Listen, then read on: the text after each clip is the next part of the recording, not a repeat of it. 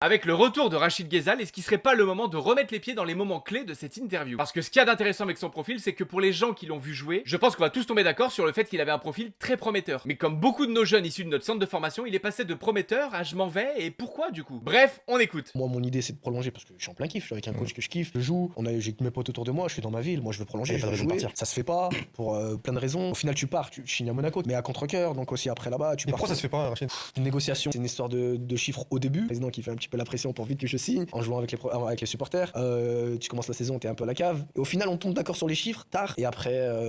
Des trucs de commission d'agents qui ils se mettent pas d'accord et tout ça et tout, et au final, parce que moi le dernier appel que j'ai avec le coach, je suis en vacances et je lui dis ouais c'est bon, normalement on est d'accord et tout, il me dit bon allez ok, puis au final ça se fait pas et après il signe Bertrand Traoré, donc là j'ai compris tout de suite que ça allait plus se faire. Juste pour essayer de se repérer, t'as un contrat très faible à Lyon à ce moment-là? Ouais, je fais un contrat à 20 000 euros brut par mois, et sur la dernière année je passe à 40 ou 45, mais parce que c'était une clause qu'il y avait dans mon contrat à 20 000, si je faisais un nombre de matchs ça passait à 45. Alors au vu de ce qu'il vient de dire concernant l'échec de sa prolongation, il y a plein de choses à pointer du doigt. On était sur un jeune Rachon qui voulait voir son statut évoluer, de passer justement de jeune à joueur confirmé, et donc le ressentir au niveau de son utilisation, mais aussi d'un point de vue pécunier. On a une direction et un sportif à l'époque qui sont dirigés par Jean-Michel Aulas et Genesio, qui souhaitent que les choses se déroulent vite, mais attention, pas pour s'en débarrasser, mais plutôt pour le signer. Et j'ai aussi l'impression, enfin c'est même plus une impression puisqu'il le dit pendant son interview, que la partie prenante qui fait capoter sa prolongation, c'est plutôt son agent ou ses agents. Parce qu'en gros, et je vais prendre des raccourcis pour que ce soit un peu plus simple, le deal d'un point de vue argent que voulait avoir Rachid Ghezal avec l'OL et via ses agents, et bah au tout début des négociations, quand ça ne se fait pas, et c'est un peu le concept des négociations que ça traînasse un peu, ses agents lui disent tout de suite, mais pourquoi d'un point de vue pognon tu t'obstines avec l'OL alors qu'il y a Everton, qu'il y a Monaco, et du coup c'est tous ces facteurs qui font que ça prend du temps. Il y a le clan Ghezal qui, de par ses agents, avec ses offres sur la table, prend un petit peu le boulard, j'insiste en disant de la part de ses agents. À la fin, financièrement, ça tombe enfin d'accord avec l'OL, mais c'est trop tard, il y a un truc qui fait que ça le fait pas, et on entend à travers les propos de Rachid que c'est la faute aux agents. Et comme beaucoup d'histoires à l'OL, c'est plus qu'emmerdant. Et la question que je trouve intéressante, c'est qu'on lui demande s'il a des rancœurs ou des regrets. On écoute. Même ta relation après avec les supporters et tout ça et tout, forcément elle est un peu tachée par rapport à ça. Tu passes pour le gars, ouais, il part libre de son club formateur, Ouais, il pour un voit joueur qu'il prend de formé. l'argent,